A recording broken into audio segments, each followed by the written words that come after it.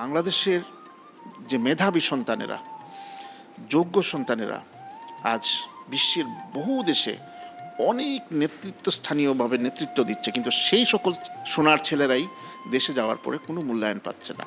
তার একটাই কারণ, করাপশন, দুর্নীতি এবং সঠিক মানুষের সঠিক পেশার এবং সঠিক শিক্ষার মূল্যায়ন হয়নি।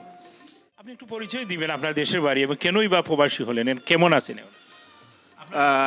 ধন্যবাদ সবুর ভাই, আপনাকে ধন্যবাদ SMTV কানাডা। আমার নাম মোহাম্মদ আলমগীর হোসেন। আমার বাড়ি বিয়ানীবাজার বরদেশ গ্রামে।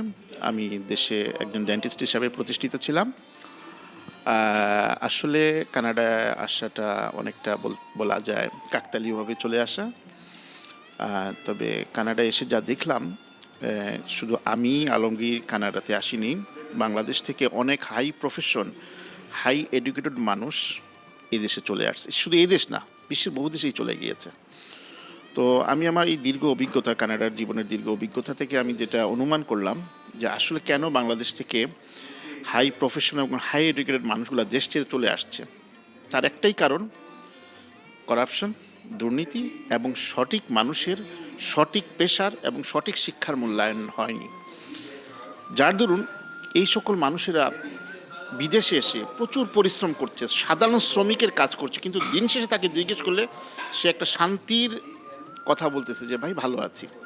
যদিও সে পরিশ্রম করছে, কিন্তু সে বলতেছে ভাই ভালো আছি। কেননা কারণ আমাদের দেশের দুর্নীতি যে কী পর্যায়ে পৌঁছে গেছে, মানে চিন্তা করা যায় না। যদিও প্রবাসীর মাটিতে বসে আমি দেশের বদনাম করছি না, যেটা সত্য সেটাই তুলে ধরছি। কারণ আমাদের বাংলাদেশের যে মেধাবী সন্তানেরা, যোগ্য সন্তানেরা আজ বিশ্বের বহু দেশে অনেক নেতৃত্বস্থানীয়ভাবে নেতৃত্ব দিচ্ছে, কিন্তু সেই সকল সোনার ছেলেরাই দেশে যাওয়ার পরে কোনো মূল্যায়ন পাচ্ছে না। আর যদিও এই দেশ থেকে কোনো লোক দেশে গিয়ে বিনিয়োগ করতে চায়, তাও সে সাহস হারিয়ে ফেলছে শুধু একটাই, লাল ফিতার দৌরাত্মের জন্য। যার দরুন অনেকে সে সাহসটুকু করতে চাচ্ছে না। বিশ্বের অনেক মেধাবী সন্তানেরা আজ বাংলাদেশের নেতৃত্ব দিচ্ছেন, কিন্তু ওই সকল মেধাবী সন্তানেরা যখন দেশের মাটিতে গিয়ে পৌঁছাবে, তাদেরকে ওই দেশের লোক থাকতে দিবে না। যদি সে দেশে থাকতে চায়, তাহলে তার জন্য তৈরি আছে জেলখানা, আর না হয় সরাসরি দেশ ছেড়ে চলে আসতে হবে। আপনি তো একটা ভালো প্রফেশনে ছিলেন, এই প্রফেশন সাইডে আসার পর আপনি কি সমস্যার সম্মুখীন হলেন? অনেক প্রফেশন ছেড়ে কানাডাতে আসতে চায়, তাদের উদ্দেশ্যে আপনি কি বলার আছে আপনার অভিজ্ঞতা থেকে?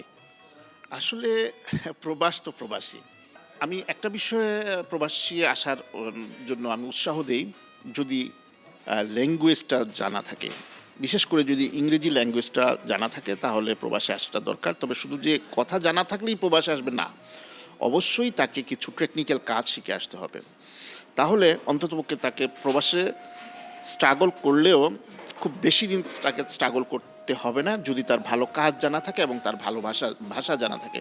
কিন্তু আমরা কি করি, ঠিক মতো বাংলায়ও আমাদের নামটা অনেকে বলতে পারি না, কাজ তো জানিই না, গিয়ে দাঁড়িয়ে দেয় আমাকে কাজ দেন, কিন্তু যে কাজে রাখবে সে কোন কাজের জন্য তাকে রাখবে সেটা সে জানে না। অতএব আমি বলবো যে তোমরা যারা দেশ থেকে বিদেশে আসার পরিকল্পনা নিচ্ছ আগামীতে, দয়া করে বাবারা, ভাইয়েরা, অন্ততপক্ষে ভালো একটা প্রফেশনের উপর ট্রেড কোর্স কমপ্লিট করে কিছু কাজ জেনে, বিশেষ করে ড্রাইভিংটা জেনে, ড্রাইভিং লাইসেন্সটা নিয়ে তোমরা বিদেশে পা তুলো, তাহলে অন্ততপক্ষে ভালো থাকতে পারবে। যাই হোক, আমার সময় দেওয়ার জন্য আপনাকে অনেক অনেক ধন্যবাদ। আপনাকে অনেক ধন্যবাদ সবুর ভাই, SMTVকে ধন্যবাদ।